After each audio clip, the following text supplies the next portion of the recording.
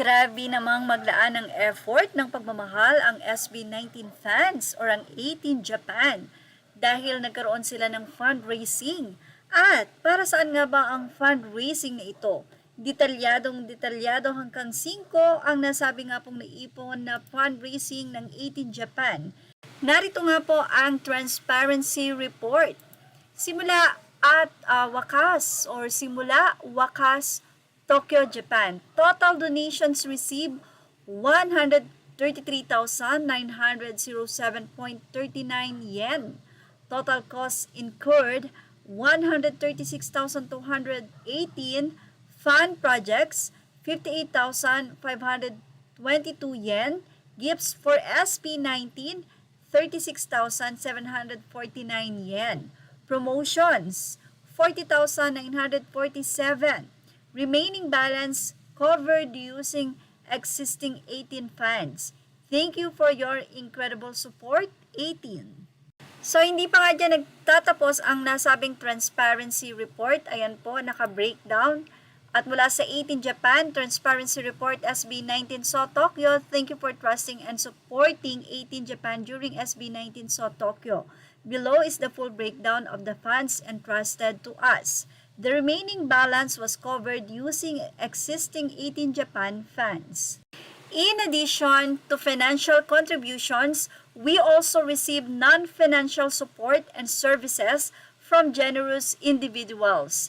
These significantly help our projects and would have increased our overall expenses had they been paid for.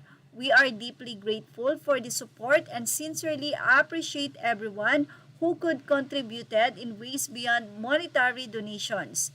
Every yen and every act of support went toward celebrating SB19, amplifying their presence, and representing 18 with pride here in Japan. Thank you for your incredible trust and generosity, 18. We hope we can count on your continued support with SB19 returns to Japan.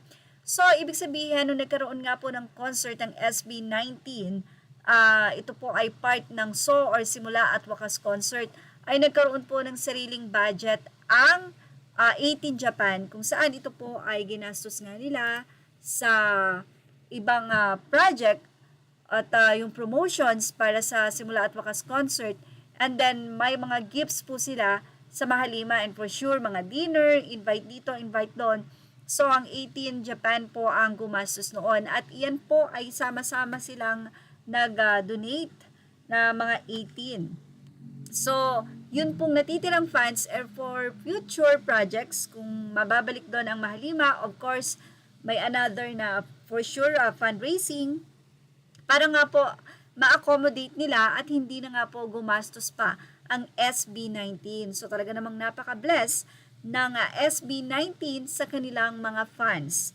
Well, ano masasabi niyo about dito? Sana sabi nga pong transparency report na ito ng So Tokyo, ilagay na ang inyong opinion sa ating comment section. Images are all credit to the rightful owners. Please like, share, and subscribe.